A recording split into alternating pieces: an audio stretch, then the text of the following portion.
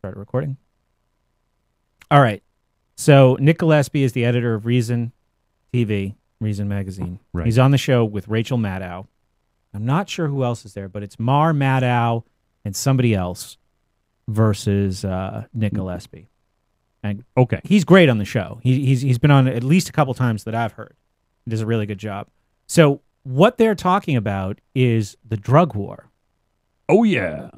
And this is where he kind of tries to address some of the, I mean, he's from Reason. Yeah. So he tries to address some of the problems with the conversation and the box that the conversation is occurring in. What can you say when Uruguay is leading the way into the future of freedom by legalizing marijuana? I feel so contrary, and I feel all of a sudden I feel like a narc. Like, I'm against the drug war, too, but I just want to Well, you should not be forced by your democratic partisanship to be forced into... Wait. I'm just trying to say a nice thing, and already you're a hack. No, that's not what I'm saying. That's not what I'm saying, but you will always take the side... Let us reason together. You will always take the side of a Democrat over a Republican. No, I won't. This is Maddow. If you're unfamiliar, the woman talking is like a Chris Matthews style show on MSNBC. Oh, she's very liberal. Yeah. I don't mind her. She's okay.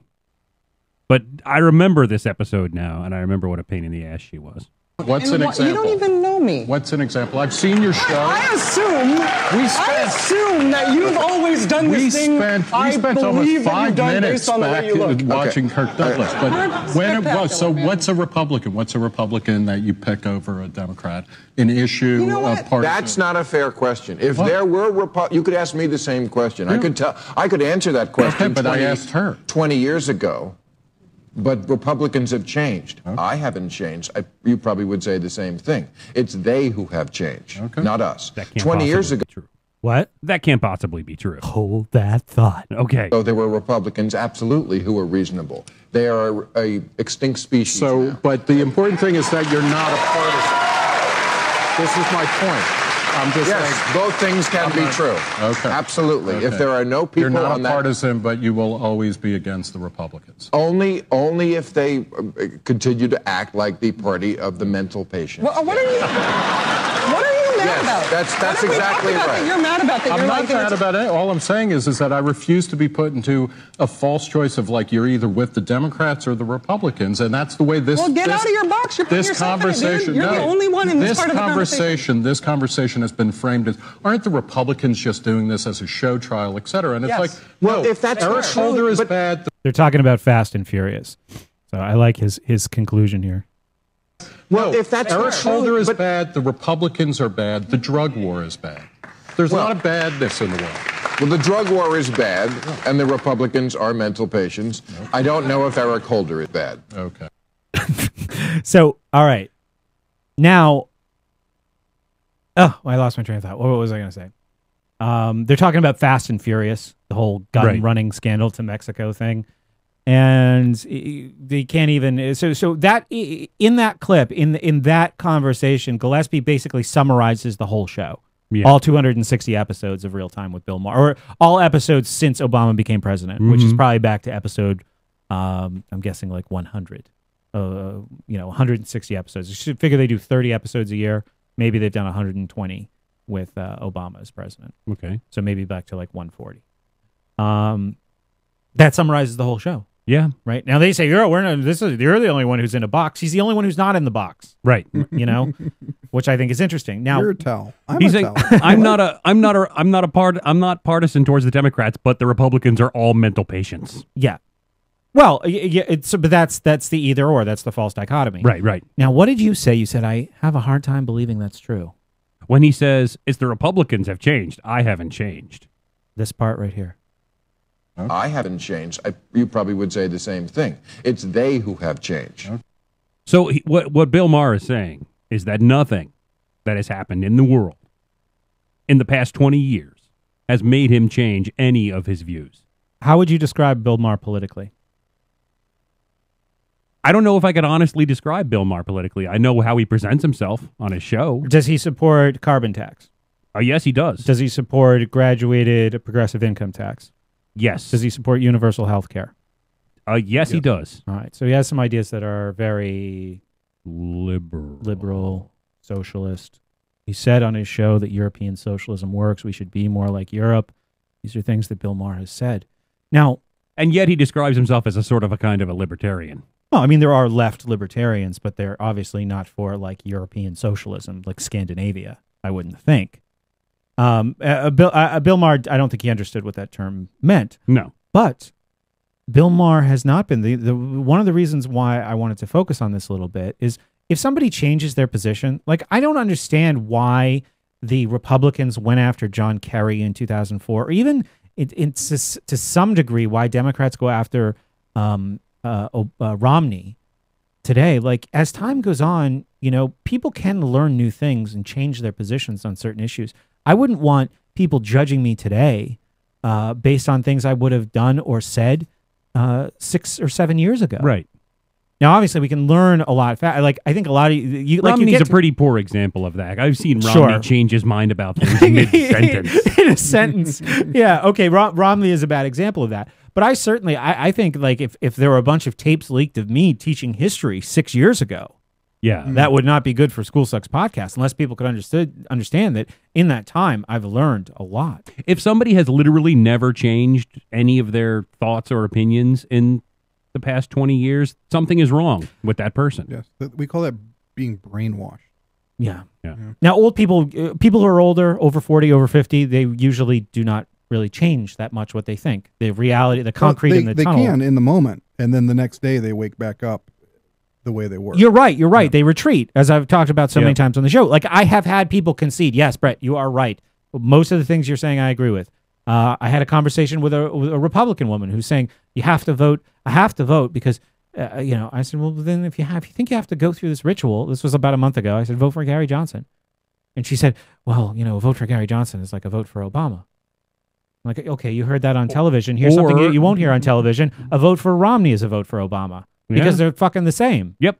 So, you know, and I said, this is what I said to her. I said, why do you think you need to vote? What is it we always say about voting? She says, you have to pick the lesser of two evils. And I said, so your choice is evil and evil. Right. So is it controversial for me to say to you, don't support evil? Is that a controversial thing or something that even needs to be questioned in any other aspect of your life? Nope. Like, hey, so-and-so, you know, don't support evil today. Oh, you don't need to say that. I don't support evil. But kill a child or kill a kitten. Yeah. Lesser of two evils. Sure. But in this respect, there's that disconnect where they just can't do it. So anyway, it's fine to change. People should change. I think there's a right way to change and a wrong way to change. Yeah. But the only reason that I want to call Bill Maher out is because he claims that he hasn't changed. Right. All right. So this is a clip from Politically Incorrect at the end of the 2000 presidential campaign, where he and a young, promising up-and-coming television star named Joe Rogan double team a guest on the panel named David McReynolds. Guess what he does? Don't guess. Okay. Now, we had the conventions the week before and the week before that. Now it's the week we're trying to do a little justice to the other candidates. Mr. McReynolds, you are the Socialist Party candidate. That's right, yes. That's right. Okay. Now, one of the things that bothered me about the other two conventions is I thought that they were all lying. And one of the lies, the Democrats... Well, that's what politicians do, isn't it? Well, I don't think Mr. McReynolds does it. I think he's sincere about his platform. I just think his platform is whack. Oh, now, let me... I'll bet you agree with a chunk of it. Like, for example, legalizing marijuana and putting heroin in the hands of doctors instead of addicts. I suspect you agree with that. I'll vote for that. Okay. Let's go to so the... There's some agreement. There is some agreement. All right. But the rest of your platform would wreck America. We don't agree on it. Okay. Just because, listen, you say you want a 30-hour work week. Yep. Okay, $12 minimum wage.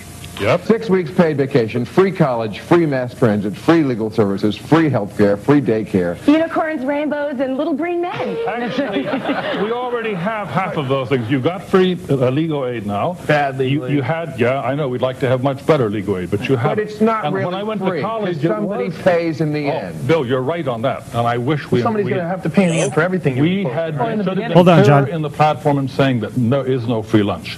This has to come out of tax funds. If you want this, you have to pay for it.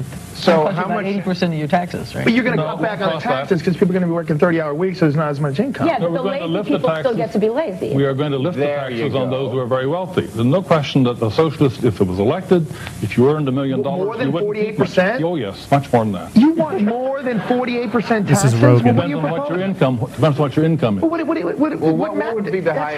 What tax rate do we need? That's crazy. You want more than half. For the folks who are working poor, who earn very little, they should pay no tax whatever. They don't pay tax now. Yeah, but those folks who are taking home a pile of money, yes, they should pay a high tax. But how and someone like Bill Gates, no, they should pay a higher. They already pay. Let me tell you something. That's rough.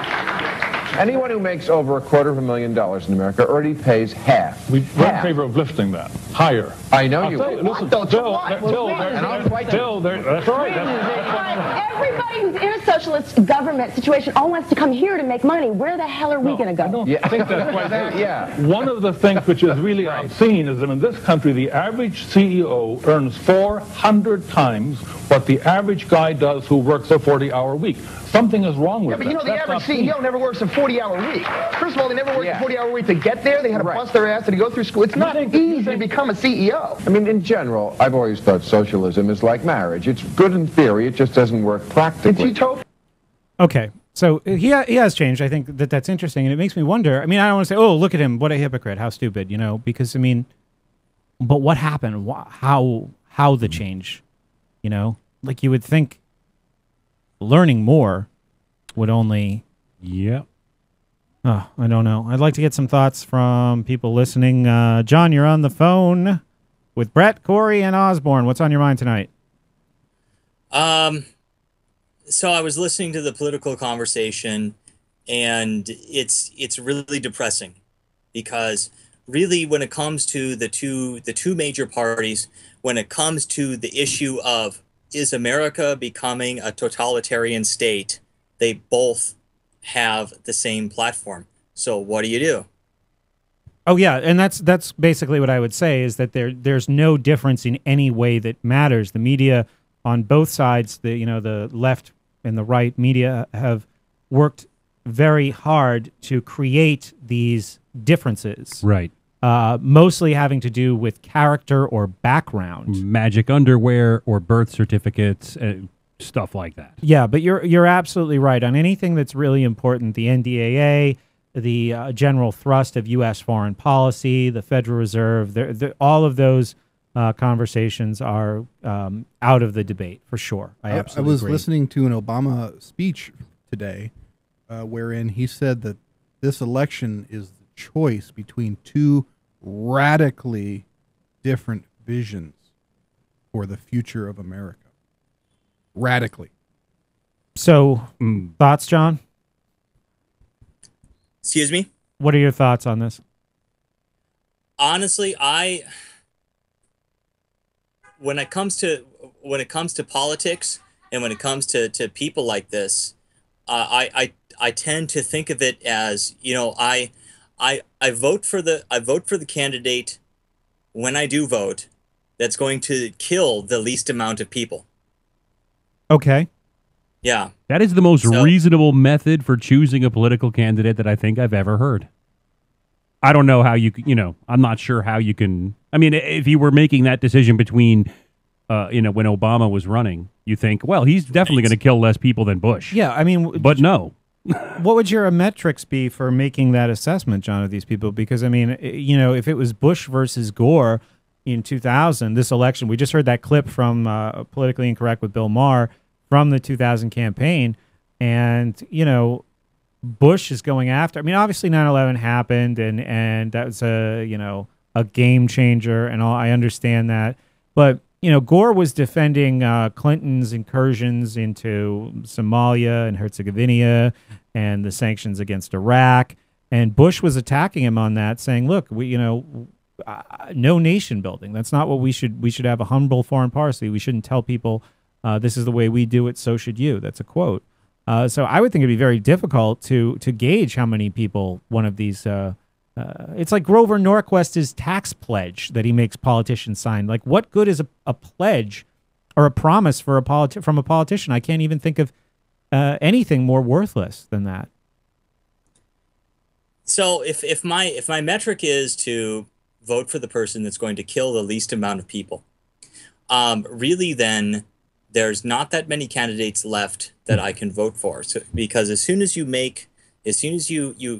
vote for a candidate and they start making laws against any kind of nonviolent offense, guaranteed some people are going to start getting killed. You know, but that's not really the reason I actually called up. I called up because I was doing some research, and as far as some, you know, is the theme of the show, School Sucks podcast, and you know, education is concerned, I found an article that I wanted to talk to you about, Brett. Sure. It's pretty interesting. Okay.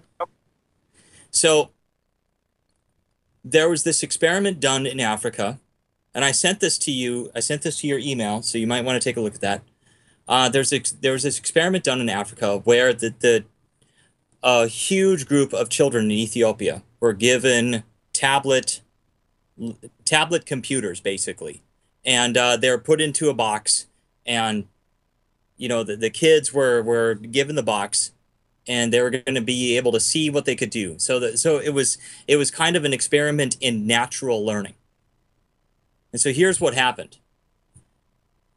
The children figured out within the day how to open the box. I mean, obviously they would figure out how to open the box. They pulled out the tablet, they turned it on. Within 2 days, they had 47 apps, educational apps going on the tablet.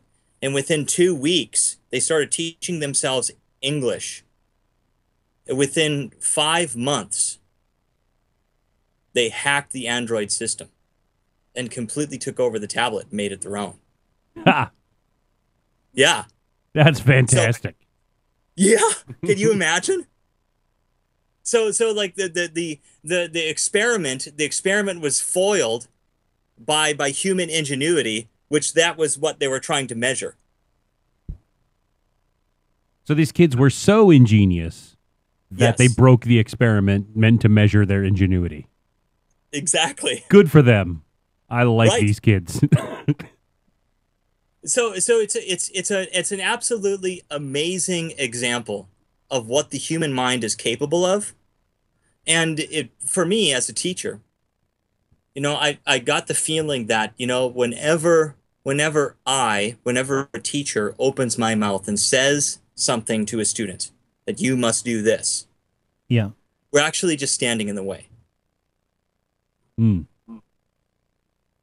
Now, I mean, anytime. What would be an example? Can you remember a time when this happened where you said, "Oh, I shouldn't have done that"? Like where there's regrets. I mean, I certainly know if I look back on some of the things that I was involved in, I certainly have them. Absolutely.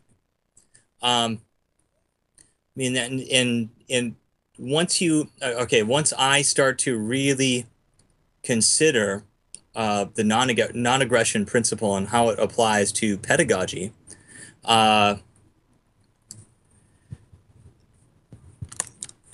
when I'm standing in front of a class and I'm lecturing students, you know, I'm doing what parents and what society expects. But right now, what I've done is I've shifted my classroom. I've created a new department in my private school. Yeah. Where, you know, I basically teach design and technology. And so all of the situations now are essentially what the students create. And so it's a very different situation. And the response of my current career path is totally in response to all of those situations. I mean, everything that I've done, all of the stuff that I've created up to this point has been pretty much me telling the student what they need to know, what they need to do, and laying out the guideline according to the Prussian education model, because that's what people expect, and that's what was expected of me. Sure. And I mean, so, yeah, go ahead. I think it makes perfect sense after what most people or a lot of people, what just passes as normal parenting and things that are completely taken for granted in the home, that system really makes sense after that people would need to be guided at that level and basically told what to do. And I don't think that anyone really can walk away with that, with the feeling or the belief that their mind is competent in any way. So when you said something you said that I really identified with is whenever you make or have one of these directives that you're getting in their way. I mean, the whole process is just about getting in their way over and over and over again until it's so normalized. I just think I can really only speak from my experience as a student or as a teacher, and as a teacher, I can only do it like reflecting back on what happened. But I know for me as a student, when I left school, I did not have any confidence in the competency of my own mind. Maybe it was worse for me than some people. I just like to hear from the guys in the room with me. Feelings on that, graduating from school. Now, you, Osborne, didn't have like a traditional school experience, right? I homeschooled a lot, and I went to 2 years of high school at the end of that. Did you feel that had any negative impact on you, or did you feel that? Yeah, I think it sucked a lot of my brain out. Even just in 2 years, like at the end when you... Yeah, you get really cynical about life, and you transition from a situation where you're learning to a situation where you're playing the game. Yeah. And really the only thing you're learning is how to play the game rather than actual learning anything about life. Sure, and I think that even that has a unique insight, like what you're describing, that I think a lot of people don't have, that, oh, I'm playing a game. I think for a lot of people, there's a lot more at stake. And they can't see it in this, like, well, I can detach myself from this and understand the silliness of this. I got a call today from a mother who wants me to tutor her son, who's in 10th grade, for a quarter final. For one quarter, for one class called American Studies. And the final is going to be on the purpose of government. So I said, yes, I will do it. I will help. And I'm going to have to be careful about how I do that, because the contract that I'm making with the mother is to help him get a good grade on the final, not to teach him about how what he's probably learning is bullshit. But she says he's freaking out. He's having a nervous breakdown because there's a test that he's allowed to retake. He got an 80 on it, which at his school is like a C-.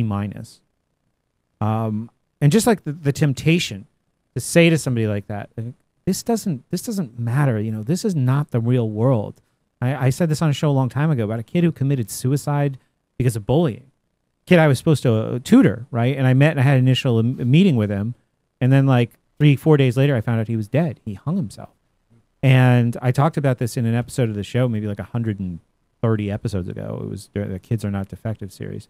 But that becomes magnified into everything. So the fact that you, I think maybe Osborne having, correct me if you think I'm wrong, but having that foundation of like, having that trust that your own mind is sound and competent, that then when you get to that place, this is a game that I have to play with these silly people who think that this is important. But I don't think that never occurred to me. I thought that was it. That was, it seemed like everything there was in the world, that there was. Right. How about you, Cory? Well, I remember getting towards the end of high school, and certainly after I finished high school, looking back on it and just thinking about how little of value I had actually learned. Yeah. And then thinking surely college will be better. But it was so much worse.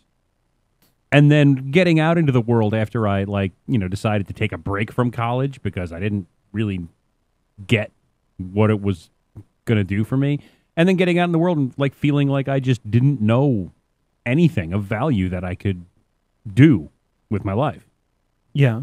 And I became very cynical, while I was in high school, of like looking around at all the stuff I was being made to do and going, this is all ridiculous. I remember being horrified to graduate from college because you play that game for so long and you get really good at playing the game. And there's nothing out in the real world that is similar to that. So you don't know what in the world to do with yourself. Well, you could, other than go to grad school. You could, be a research fellow, right? At some, but even play your cards right. You never have to leave college. You just go right into becoming an associate professor, and then become a professor, and right. Mm-hmm. But even like being a research person, college does not prepare you for that. I mean, I think I went through 4 years of college, maybe spending the most I ever spent on one research project was an hour and a half. Yeah. So then you go to grad school, you're expected to write this long dissertation, and you just once your brain has been broken down for so many years, it's hard to get in that mode of being able to do that. Yeah. So yeah, Judd, I'm looking at this Ethiopia story. It's interesting. It's on device.com, and I'll put a link to it when we finally release this as a podcast. So there's another link on there that's worth watching. It's by an educational researcher named Sugata Mitra, and it's a TED Talk where he talks about the same things, the same sort of outcomes for children, which I found very interesting, because it's very worthwhile watch. It's about, and I know a lot of TED Talks, they tend to worship the state and all this other stuff, but this one's different. This one will definitely, when I've shown it to my colleagues, my teacher colleagues, it's either people start screaming or it's absolute silence, because it challenges the entire paradigm of teachers. When I first saw it, I felt like the kind of education that I've been involved with was like looking at the comet as it was extincting all the dinosaurs at the end of the Cretaceous. Yeah. It's on its way out. And what it makes me think of is that we need to start thinking about a different business model of education that's going to outcompete what's going on now. And here's my thought, and this is why I called in, is that when it comes to all the technology and all the other things and the whole Prussian model of education, maybe it's not activism that's going to kill it. Maybe it's going to be technology.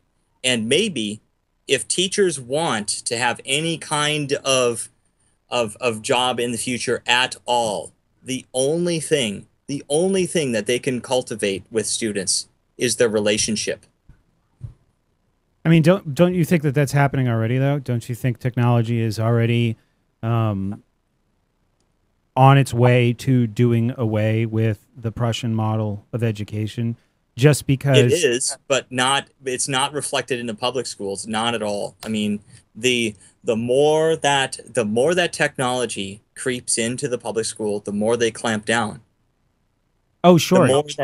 Yeah, and the thing is, it's not, and they make all kinds of excuses for it. You know, we don't want people to text each other and sell drugs. We don't want this and we don't want that. When they start talking about cheating, that's when they're starting to get closer to the truth. Yeah. Yeah. And that the whole idea of what they're trying to measure is a false benchmark.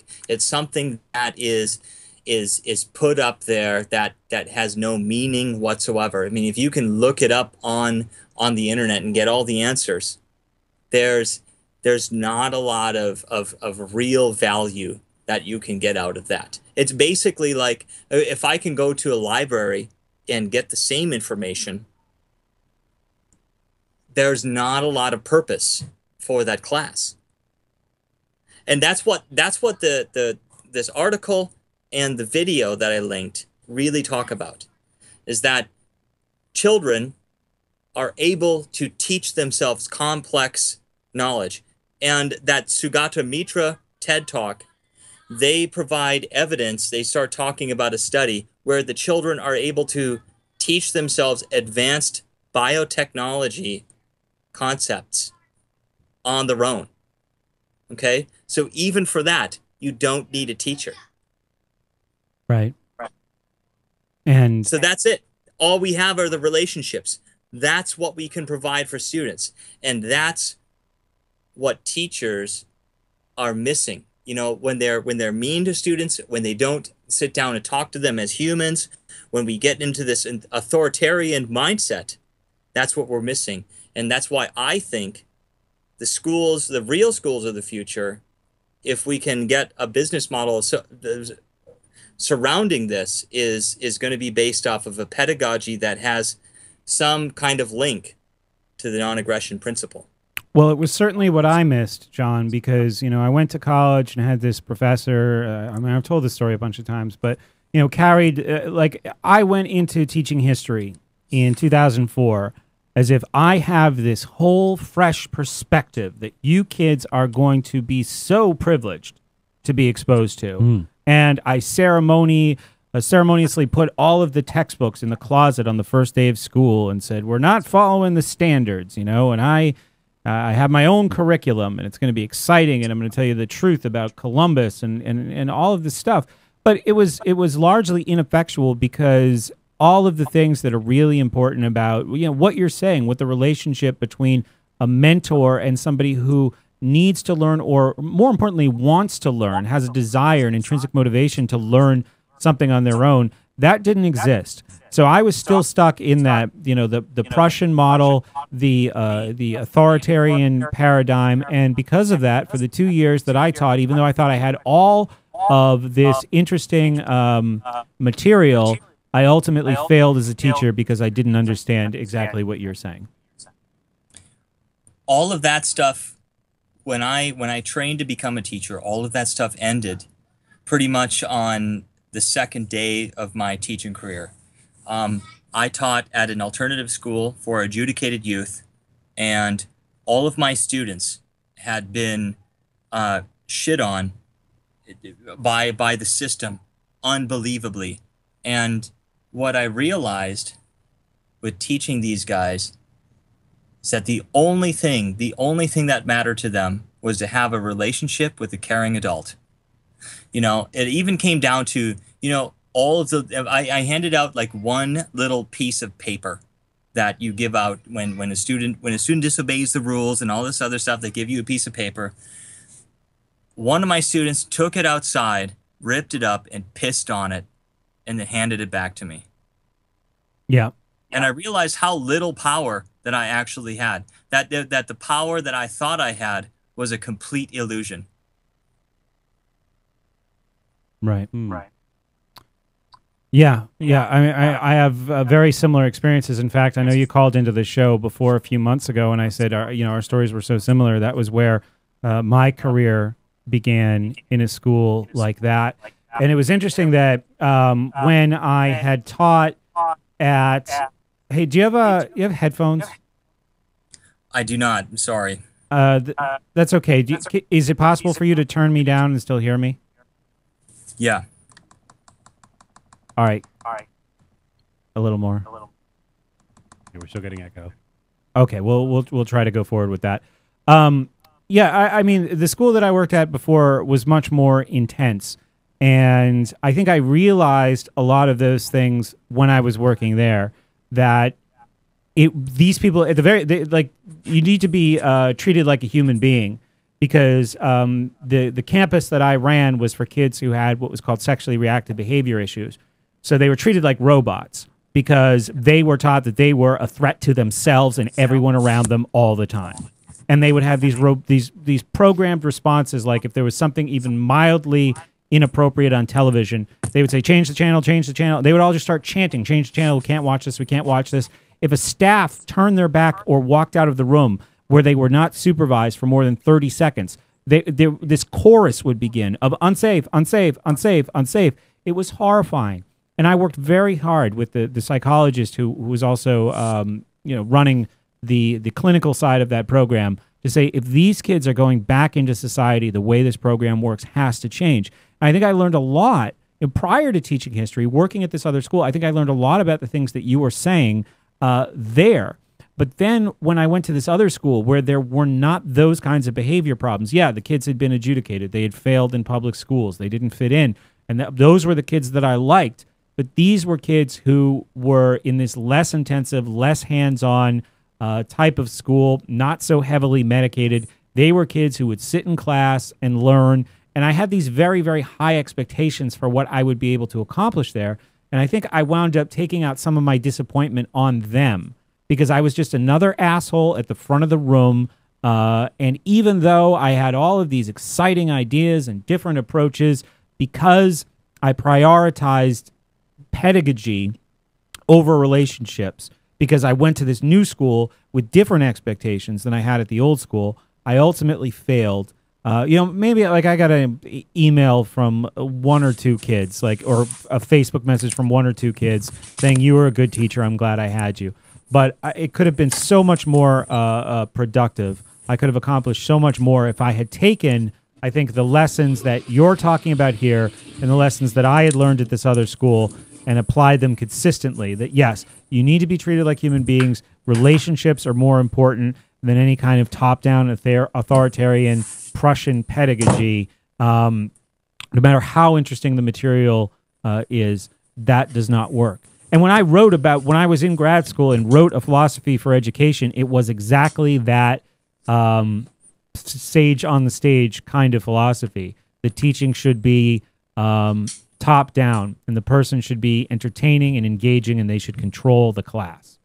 And that's what I think that's what most people get in college. You know, you have all of these sycophantic college students with these professors who wrote a book or several books, and well, those are my thoughts.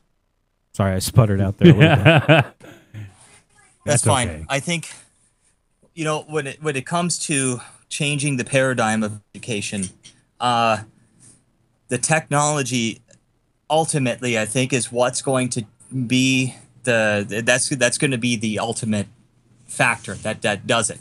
Because right now, it's making teachers obsolete. And when you look at those articles and when you look at the examples, the kinds of ways that we teach now, the kinds of ways that's demanded by the public education system, are completely they're completely taken over by the different apps. I mean, when a student can go on to an iPad and they're working 47 different apps, and they can find a different app to teach them the different kinds of things that they want to learn.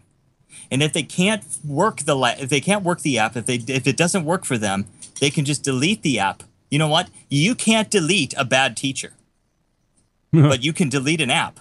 Right. You know? Oh, and sure. So that's the thing, is that you automatically can start to find the different kinds of ways that will teach you the best.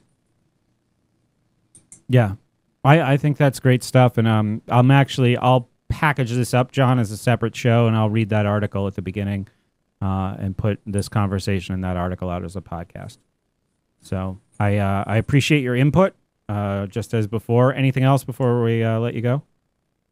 I guess the thing that I wanted to leave off on was that we need to start thinking about business models for education, for the future of the whole profession. I mean, if you're a teacher, it's really your survival is about trying to not only being able to develop relationships, but finding ways to utilize the technology to teach children. Because the kids that are coming up that are going to utilize this technology first, those are the ones who are going to really have an advantage over everybody else. The Prussian education system doesn't work.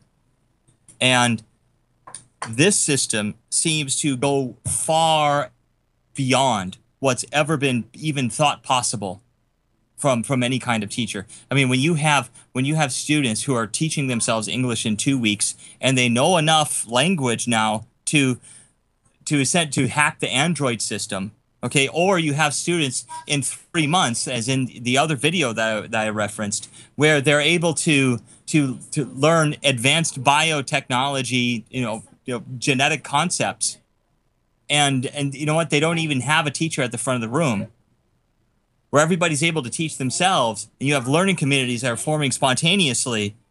I mean, this is a completely different. This is a sea change in the type of education that's possible. Yeah, go ahead. So this is the kind of things that I'm studying. This is what my wife and I are working on, is these kinds of models. Both of us are doctoral students in education, and I'm really stoked about this, because this is the future. It's not people standing up in front of the class. It is a bunch of small community-based students getting together in entrepreneurial groups, okay, with real business models where teachers feel like they can make money and they can actually be successful, outside of the system. That's what's coming. Yeah, and just to reiterate, the difference between education and schooling, and this example that we started this conversation talking about with, is the real authentic definition for me of education. You said the Prussian system doesn't work. Well, it's worked for a lot of things. Educating people was not one of them. But I mean, millions have put on costumes, and millions with their own desires and needs and goals for their lives, with leaving families behind, have put on costumes and marched into bullets.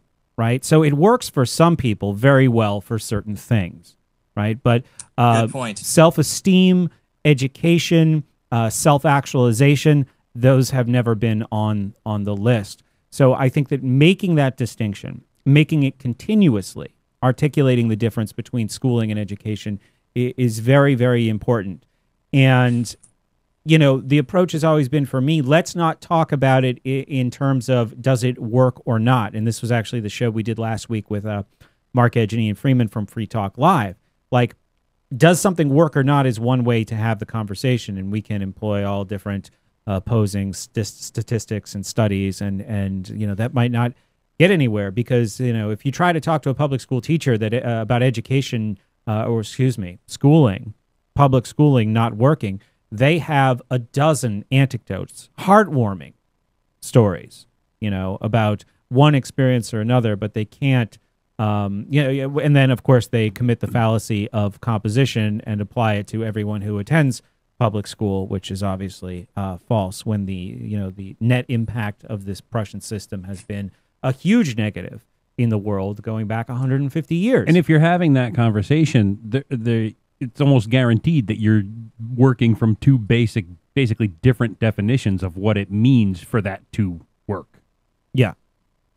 Like very much like the conversation we had last week. When I define work, what I'm specifically thinking about is something that can be assessed that's not assessed right now. And so the assessment system that we're dealing with when it comes to the public schools is an assessment system that's really assessing your adherence to the behaviors that are beneficial to the state. And in that sense, the Prussian model works great. Okay. However, when we start to talk about the kinds of behaviors and the kinds of things that we want, that an individual, that I would want my children to exhibit, that's something very different than those kinds of behaviors. I mean, I always see, here's the classic poster that's up in everybody's classroom in every school I've ever seen. That's a little bit of hyperbole, but it's out there. So you have a school of fish swimming one way, and then you have one fish swimming against the current, right? And it's always some kind of tagline, dare to be different, or whatever they say. That kind of behavior is not going to be assessed. It's not going to be valued at all in a public school system. Everything but that poster inside that environment contradicts that message. Mm-hmm. Absolutely. And so what we're really dealing with is kind of coming up with an assessment system that captures real value. Does that make sense? Yeah, absolutely. But what is real value when it comes to students? What is real to all of them, to all of us, to what would I want for my children in a school system? And so that's the assessment system. That's the real benchmark. And so whenever we talk about any kind of educational statistics, they're always talking about what other people want for you. And it goes back to my comment. Whenever the teacher opens their mouth, they're standing in the way. I agree. I am also somewhat reluctant about the word system. Like when you're talking about an education system, I think that's as foreign to me as somebody proposing like a what should we have for dinner system, or an entertainment. I know there's such a thing as an entertainment system, but a way that entertainment could be organized in a way that's beneficial to all people. I don't know if systems are possible in this respect, from the stuff that I've studied. So I don't think that there is. I would be surprised, and I'd like to talk about this more in the future. But it would be hard for me to believe that there's a set of uniform qualities that would be desirable for all. Certainly, there's a few, right? Certainly, we could make a list, but how that could be implemented in a system, I'm not sure. It's not. There's not a set of uniform qualities that's desirable for all. Not at all. Sure. I mean, when I say a system, it's an organic system where people and parents and children have the ability to go out and find their own kind of mentors, their own kind of people within the community that are willing to teach them. I mean, when I think of a business model for education, if you can imagine having a small group of children, where you invite some older people who have real experience in the community to come in and talk, and they all have independent learning communities without grade levels, without all the sacred cows that we have all in our schooling system right now, that would be one type of school. But you could have all kinds of different schools out there. It's all dependent on the choice. And so when I say system, what I really mean is an organic system where people are free to choose what they want. Right. That I totally agree with. So we're going to let you go tonight because I think we're going to wrap up here shortly. But I appreciate the call, John. I will read the article and I will include it in the show. Okay. Thank you very much. Thank you. Have a good night. Look forward to hearing from you again in the future. All right. Talk to you later. Okay, folks. Hey.